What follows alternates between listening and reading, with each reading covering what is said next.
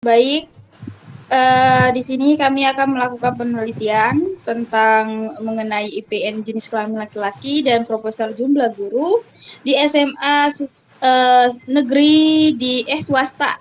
Objek pengamatannya itu dari 17 provinsi Sumatera Selatan.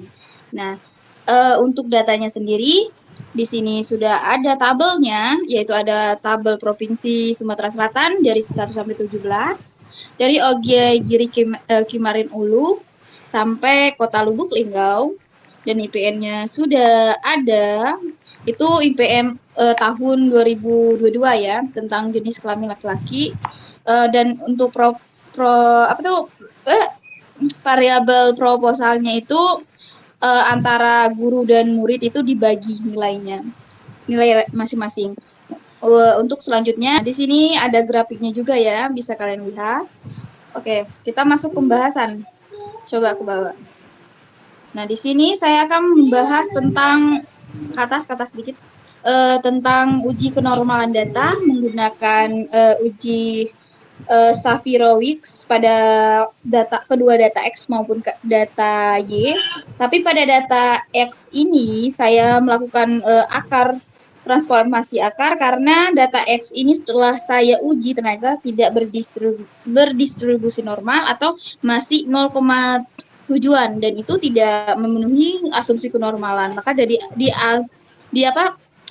transformasikan akar, yaitu sudah tercantum di sini ya. Maka kita lanjut ke ujinya. Nah, yang pertama itu ada hipotesisnya dulu.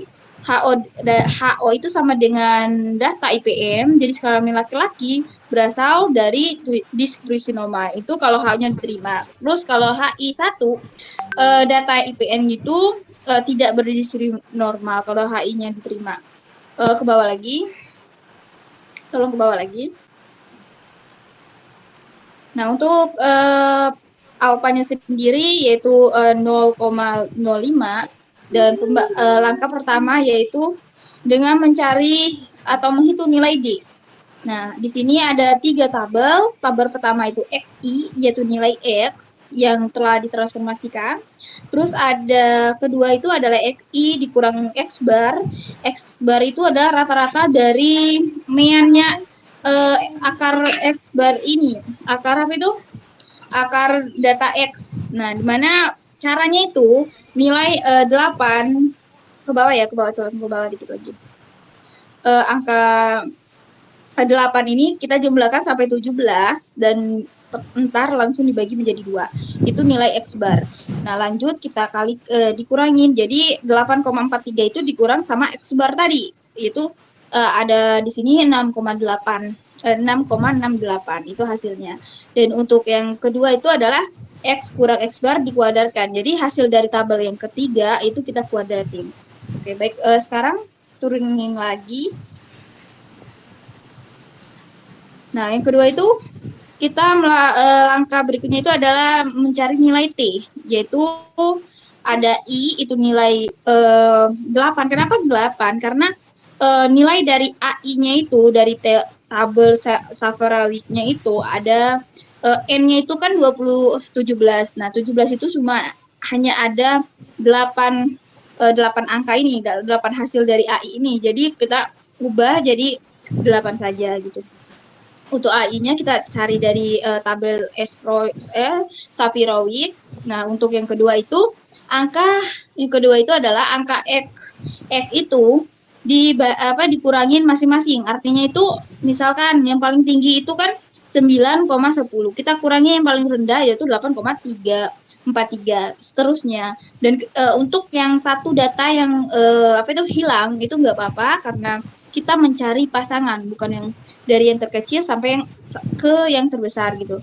Setelah kita dapatkan hasilnya, maka kita lakukan yang ke tabel keempat, yaitu adalah nilai AI dikalikan dengan nilai dari hasil pengurangan tadi, yaitu 0,496 kita kurangin 6,67. Hasilnya itu adalah 0,332856. Nah, itu kita jumlahin sampai jumlahin semua rata-ratanya ya, semua bilangannya. Begitu juga yang X kuadrat di atasnya ya. Nah, kita masukin rumus, yaitu ada T3 sama dengan 1 1 dibagi D, di dalam kurung itu sigma A xn dikurang 1 plus 1 dan dikurang xi dikuadratkan sama dengan 1 dibagi sama 0,741. Itu adalah bagian angka. Coba di atas lagi, di atas, ke atas, ke atas, ke atas ya. Nah, ini X1, stop ya, stop. X1 dikurang X bar ini. Itu yang kita ambil itu adalah rata-ratanya. Tolong ke bawah lagi, masuk ke rumus tadi. Nah, tinggal kita masukin aja jumlahnya, yaitu 0,5741. Nah, untuk 0,713226 kita ambil dari jumlah ke atas, tolong ke atas sedikit. Stop. Oke. Dari A yang tabel keempat itu ya, itu kan ada jumlahnya. Nah, di situ kita masukin nilai itunya. Dan cara perhitungnya bagaimana? Kita akarkan dulu 0,7228 itu akar kuadrat. Setelah itu baru kita bagi dengan 0,5741 yang akhirnya itu adalah 0,89. Dan untuk ke langkah selanjutnya itu adalah menentukan derajat bebas atau nilai dari T-tabel. Nah, pada tabel Shafirawi, nah dilihat itu ternyata nilai 0,89 itu berada di antara 1 dan juga ya antara 1 dan 0,50. Artinya hasil dari perhitungan W ini atau T3 ini itu adalah 0,1 dan antar 0,1 dan 0,5. Coba ke bawah lagi. Ke bawah dikit. Tolong ke bawah dikit ya. Geserin ke bawah dikit. Oke, stop. Nah, jadi keputusannya itu adalah jika nilai T3-nya kita terletak pada ke atas. Ini bagian Y, masih ke X-nya ya. Nah, oke, baik. Terima kasih di sini ya. Jadi nilai T3 itu terletak di antara 0,89 dan 963. Nah, P volumen terletak di antara 1 dan 0,5. Yang berarti P volumen itu lebih sama antara 0,5 dan jadi dalam keputusannya itu HO itu dapat diterima dan juga dapat ditolak. Artinya data yang saya akarin itu dapat disebut berdistribusi normal. Nah, kesimpulannya itu adalah berdasarkan hasil uji Shafirot yang menentukan bahwa data IPN jenis kelamin laki-laki tidak berdistribusi normal. Maka dari itu kami melakukan transformasi data yang dilakukan dengan mengakarkan. Nah, sehingga nilai dari IPN jenis laki-laki ini bisa mendekati kenormalan data dan bisa melanjutkan uji yang akan kami jelaskan selanjutnya. Nah, ke bawah. Nah, untuk uji yang E ya, uji Shafirot pada data Y, kita sama saja ya, kita menentukan hipotesisnya. Nah, itu adalah HO diterima. Itu artinya data guru itu berdiskusi data variabel proporsi guru dan murid itu berdiskusi normal atau normal ya. Nah, HI itu diterima kalau datanya itu tidak normal gitu. Terus sama alfanya juga kita pakai 0,5, rumusnya tadi sama kayak pada variabel X yang di atas ya, uji X yang di atas. Di sini juga kita mencari beberapa hal. Terus yang tolong dikebawain. Oke, begitu juga nilai AI-nya itu atau A tabel Shafirawi-nya itu tetap sama ya. Oke, baik ke bawah. Nah, kita langsung aja masuk ke T-tabelnya. Untuk T3-nya itu kita samakan saja karena kita sama-sama menguji uji Shafirawi kan. Nah, tapi di sini hasilnya T untuk Y-nya itu adalah 0,997. Artinya jadi hasil dari perhitungan W-nya itu adalah alfa 0,9 sama dengan 0,97, nilainya itu sama antara 0,50, 90, 63. Artinya nilai T3 itu terletak dari 0,977 dan P hitungnya itu terletak pada 0 antara 0,9 dan 0,50, yang artinya nilai alfa itu lebih kecil daripada nilai T di tabel yang kami dapatkan. Berarti tidak ada apa itu hal lain untuk menolak HO. Jadi HO itu diterima ya. HO diterima dan H1 itu ditolak. Artinya data Y ini sudah pasti berdistribusi normal. Baik. Sampai di situ saja. Untuk bagian ke bawahnya, oke, untuk selanjutnya itu ada B. Itu kita melakukan pengujian korelasi antara variabel X dan Y dengan menguji ujinya itu koefisien korelasi person. Dan untuk di sini kami menggunakan data X yang asli karena di sini karena korelasi kan nggak membutuhkan namanya asumsi kenormalan data. Jadi yaitu butuhnya hanya hubungan. Jadi berapa besar sih hubungan antara variabel X dan Y ini, apa hubungannya negatif atau positif. Jadi tidak membutuhkan yang namanya kenormalan data. Nah, untuk penjelasan bagian B ini akan dilanjutkan oleh teman saya ya. Baik. Oke, di sini pembahasan pertama, tolong ke bawah.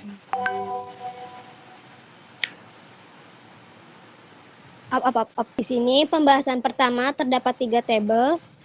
Tabel pertama nilai X kita kuadratkan sebagai contoh nilai dari 76,25 kuadrat, hasilnya 5,814,06. Untuk seterusnya seperti ini. Setelah kita menghitung semuanya, kita jumlahkan hasilnya 96,712,80. Kita lanjut ke tabel kedua, nilai X dikalikan Y sebagai contoh 76,25 dikalikan 10,77 sama dengan 821,2125.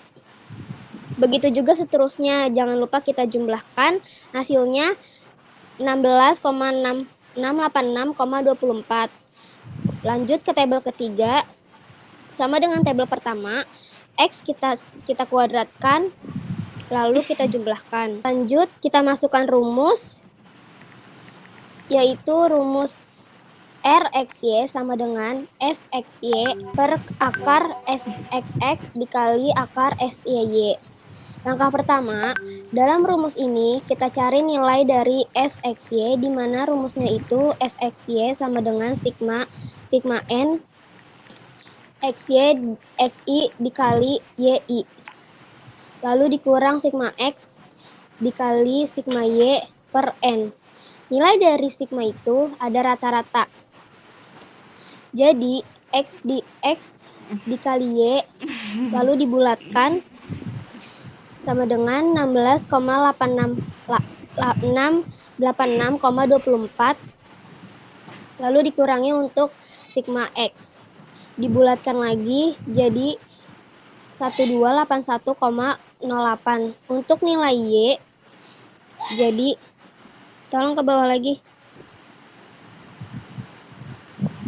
Jadi nilai Y itu 222,68 dibagi N. Jadi N itu sama dengan 17. Langkah awal kita kalikan lalu dibagi 17. Sebagai contoh,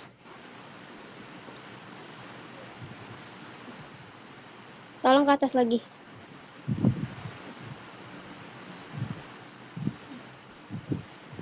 Ke bawah.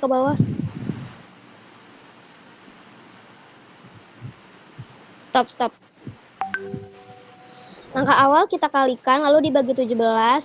Sebagai contohnya 1281,08 dikali 222,64 dibagi 17 sama dengan hasilnya 16,776,31. Jadi 16,686,24 dikurang 16,776,31.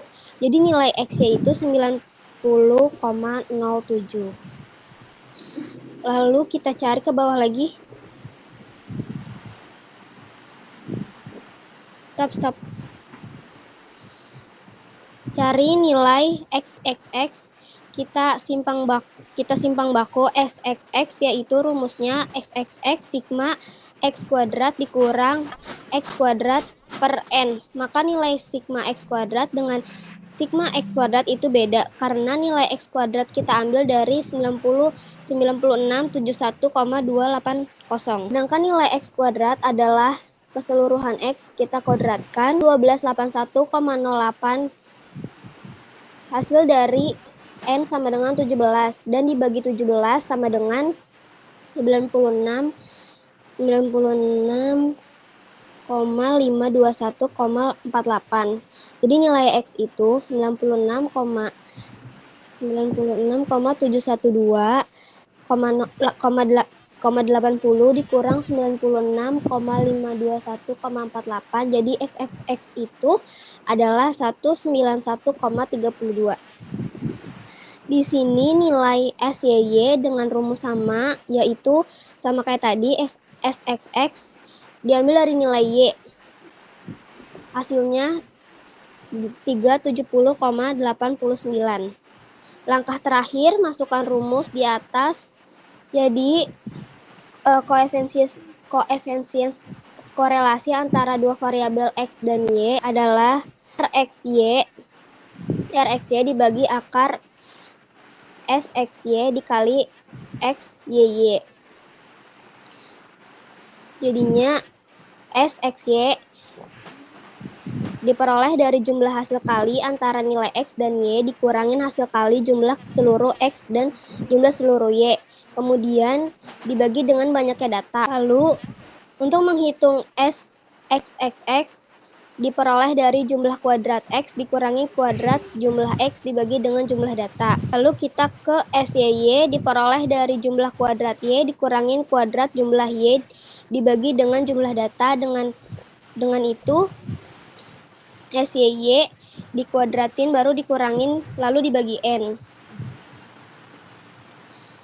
Jadi nilai koefisien korelasi person sebesar 0,0338, berarti bahwa antara indeks pembangunan manusia atau IPM dengan proporsi jumlah guru dan murid di SMA swasta terdapat hubungan linear positif yang lemah. Artinya semakin tinggi IPM, maka proporsi jumlah guru dan murid di SMA swasta cenderung meningkat dan sebaliknya.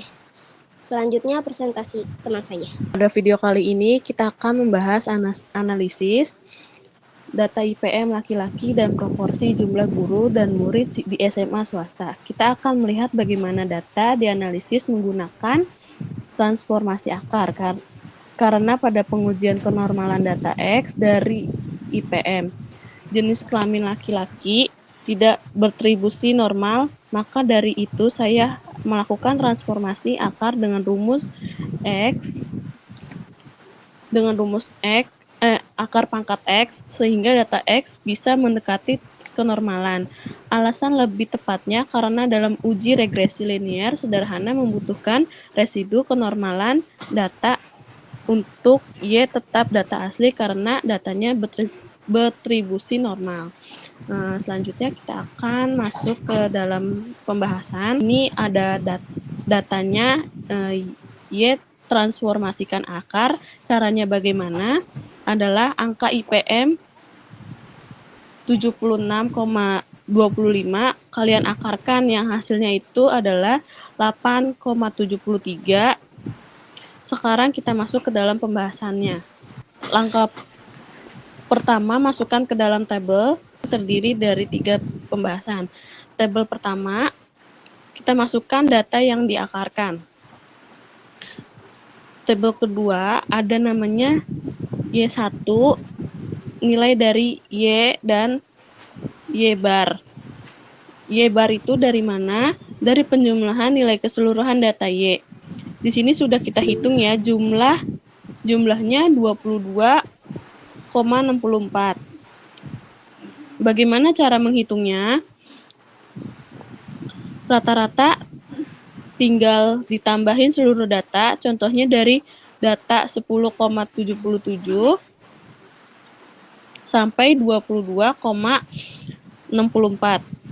Setelah itu dibagikan dengan banyaknya data, yaitu 17 hasilnya. 17 hasilnya.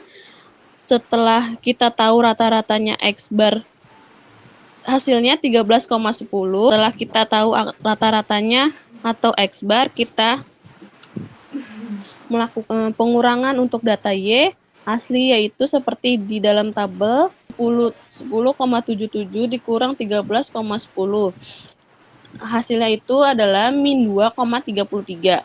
Serta kita jumlahkan data 1 sampai 17, maka lanjut ke tabel berikutnya, yaitu hal yang sama pada data kedua. Langkah kedua, jadi penduga bagi koefisien kemiringan garis regresi B1 adalah sekitar 5,70, yang artinya setiap kenaikan 1 unit IPM jenis kelamin laki-laki, proporsi jumlah guru atau murid akan menurun sebesar 5,70 unit. Artinya, hubungan antara IPM jenis kelamin laki-laki dan proporsi jumlah guru atau murid adalah negatif, di mana peningkatan IPM jenis kelamin laki-laki akan diikuti dengan penurunan proporsi jumlah guru atau murid. Masuk ke langkah keempat. Langkah 4 itu penduga bagi intersep B0 adalah, kita masukkan rumusnya seperti yang di atas. Seperti langkah ketiga, rumusnya yaitu adalah B0 sama dengan Y bar dikurang B1 X bar sama dengan 13,10 dikurang min 5,70 dikali 8,68 yang hasilnya 62,58. Lanjut, dugaan persamaan regresi linear sederhana. Rumusnya Y topi I sama dengan B0 ditambah B1 XI. Jadi 13 ini dari penilaian seluruh jumlah Y dibagi 17 untuk min 5,70 hasilnya dari B yang kita kerjakan di langkah ketiga. 8,68 sama dengan 8. Itu nilai X rata-rata atau mean. B0 adalah nilai penduga bagi nilai rata-rata proporsi antara jumlah guru dan murid ketika IPM jenis kelamin laki-laki bernilai 0, namun karena tidak ada situasi di mana IPM jenis kelamin laki-laki sama dengan 0, maka B0 sama dengan 62,58 hanya mengidentifikasikan untuk IPM jenis kelamin laki-laki yang berada dalam selang pengamatan tahun 2022 dengan sampel 17 data. Jadi IPMI sama dengan 62,58 ditambah min 5,70. Selanjutnya akan dipresentasikan oleh teman saya. Oke, baik, di sini saya akan melanjutkan penjelasan dari teman saya yang sebelumnya. Saya di sini akan melanjutkan uji F dan uji T. Yang pertama itu kita mencari nilai dari Y topi setiap data dari 1 sampai 17, yaitu Y topi 1 sama dengan 62,58 tambah min 5,70 dikalikan 8,73. Baru cara penghitungannya adalah nilai dari 5,75 dikalikan dengan 8,73. Baru kalian dikurangi. Kenapa kita dikurangkan bukan ditambah? Karena hubungan antara kemiringan X dan Y itu negatif atau B1-nya itu negatif. Jadi di sini kita kerjakan dari Y topi 1 sampai 17. Terus yang tabel yang kedua itu Y topi. Kita kurangkan Y X bar atau rata-rata. Nilai rata-rata sudah kita ketahui dari penjelasan sebelum. Terus hasilnya kita kuadratkan sampai 17. Dan jangan lupa hasilnya kita jumlahkan.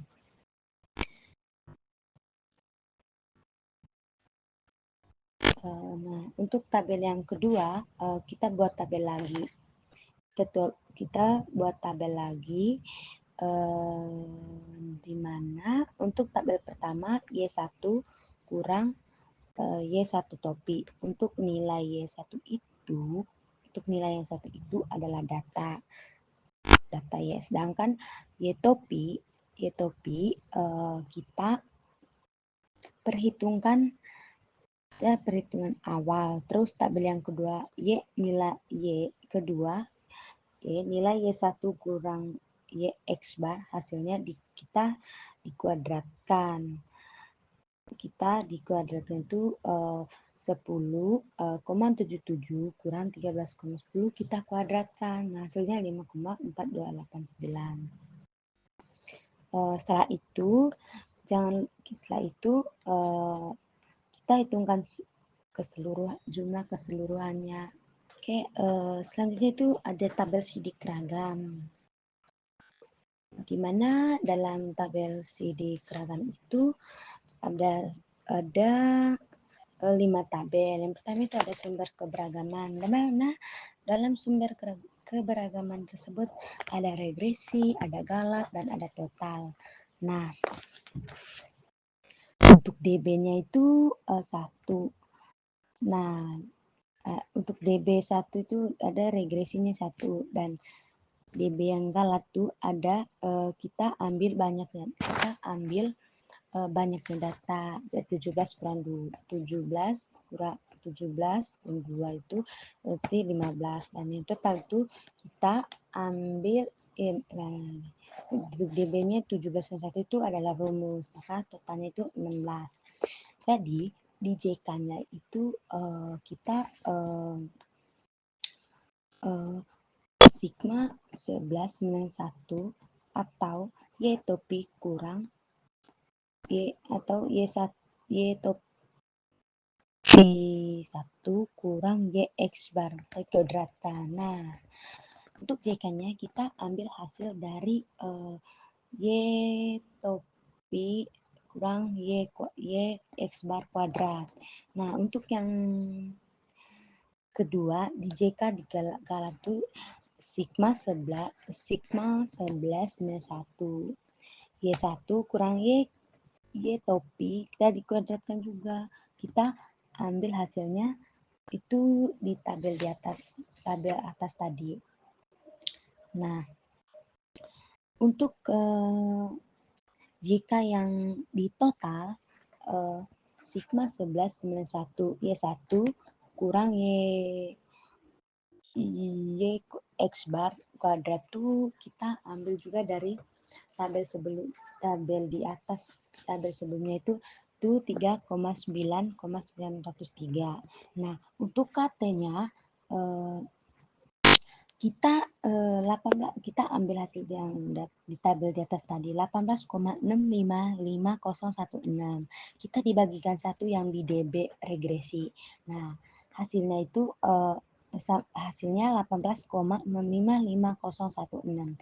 Nah, untuk yang KT kedua yaitu kita ambil juga dari JK galat 283,982 kita bagi 15 yaitu kita hasilnya itu 18,932. Nah, untuk F hitungnya ambil dari KTR sama KTR dibagi KTG itu hasilnya 1,01.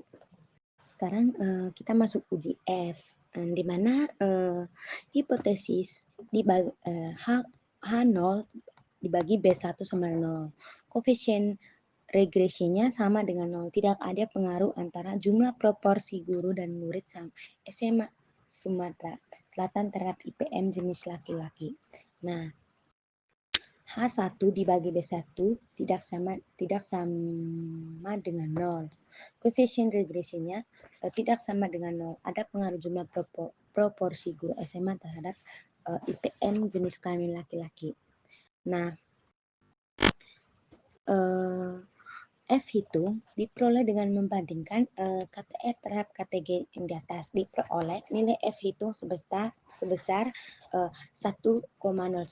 Kemudian kita bandingkan nilai F hitung dengan nilai F tabel pada alfa 0,05 dengan F buka kurung DBR dan DBG sama dengan F buka kurung 1,5.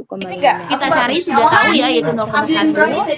Dan kemudian kita bandingkan dengan P tabel, yaitu alfa 0,05 dengan P. F hitung lebih kecil dari nilai F tabel di H0 diterima. Karena F hitung 1,01 lebih kecil F tabel atau 4,54, maka untuk hipotesis 0 H0 dibagi B1 sama 0 tidak dapat ditolak. Artinya itu di mana koefisien regresi tidak signifikan secara statistik sehingga tidak ada pengaruh yang signifikan antara proporsi jumlah guru SMA swasta dan IPM jenis kelamin laki-laki. Atau tidak ada bukti yang cukup untuk menyatakan bahwa jumlah guru SMA swasta memiliki pengaruh signifikan terhadap IPM jenis kelamin laki-laki pada tingkat signifikasi alfa sama dengan 0,05. Nah, sekarang kita akan melanjutkan yaitu uji koefisien regresi atau uji T, di mana hipotesis 0 dibagi B1 sama dengan 0. Artinya itu jumlah IPM jenis kelamin laki-laki tidak mempengaruhi jumlah proporsi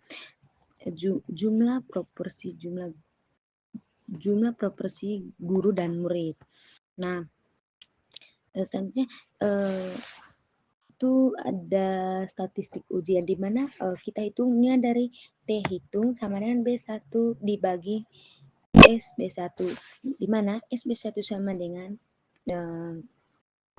akar kita akarkan akar sigma N sama dengan 1 Y1 dikurang Y topi dikuadratkan. Kita bagi. Nah, rumusnya itu kita dibagikan dengan rumus N kurang 2 sigma N sama dengan 1 X1 sama dengan X kuadrat. Nah, sini itu kita ambil hasil yang tabel di belakang tadi yang di Y topi. YX itu sama dengan 3,982. Nah, kita dibagikan yaitu dengan banyaknya data 17 kurang 2. Nah, dan kita juga ambil 0,5741. Nah, untuk langkah selanjutnya itu sebenarnya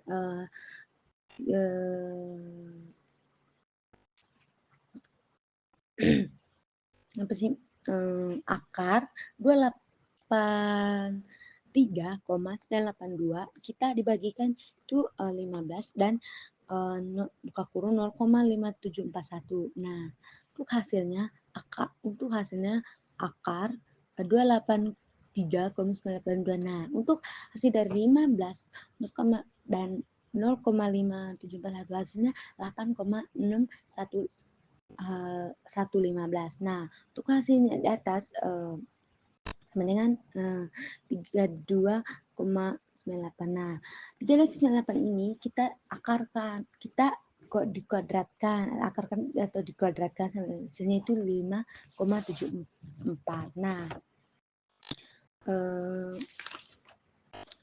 T hitung, nah jadi T hitung sama dengan B1 per SB1 sama dengan min 5,70 dibagi 5,74. Nah, hasilnya itu 0,9. Kita dibagikan tuh terus hasilnya 0,993. Nah, untuk T atau A dibagi 2 buka kurung N kurang K. Nah, sama dengan itu T buka kurung 0,05 per 2 itu buka kurung 17 Bulan 2017 itu banyaknya data. Nah, hasilnya itu 2,119.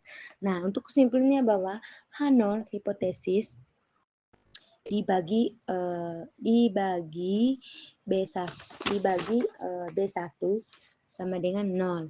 Artinya itu jumlah IPM jenis kelamin laki-laki tidak mempengaruhi jumlah proporsi jumlah guru dan murid. Baik, terima kasih. Setelah kelompok kami melakukan beberapa pengujian di atas, nah kelompok kami dapat menyimpulkan yang pertama. Yang pertama itu adalah pada kenormalan data ternyata data X tidak normal, maka dari itu kami melakukan transformasi data agar data X itu mendekati kenormalan data.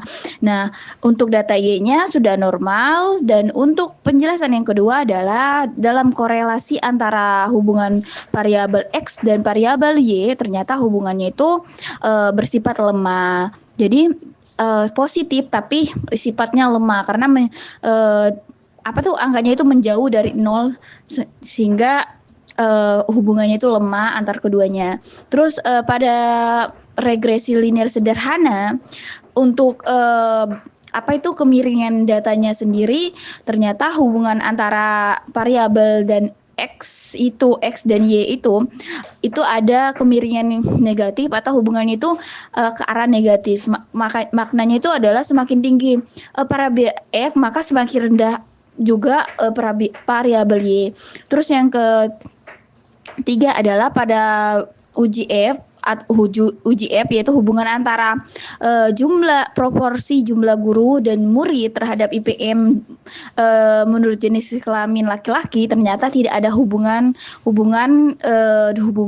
dengan taraf 0,05 dengan alfa 0,05. Nah, untuk T-nya sendiri sama, yaitu hubungan antara IPM menurut jenis kelamin laki-laki juga tidak ada hubungannya dengan jumlah proporsi murid dan guru. Nah, sekian penjelasan dari kelompok kami. Bila ada salah ucapan atau kata-kata dari penjelasan kami maupun sampai akhir, saya selaku anggota kelompok mohon maaf sebesar-besarnya, dan untuk semuanya telah menyaksikan video kami ucapkan terima kasih dan wassalamualaikum warahmatullahi wabarakatuh. Sampai jumpa, ketemu lagi di penjelasan berikutnya. Dadah.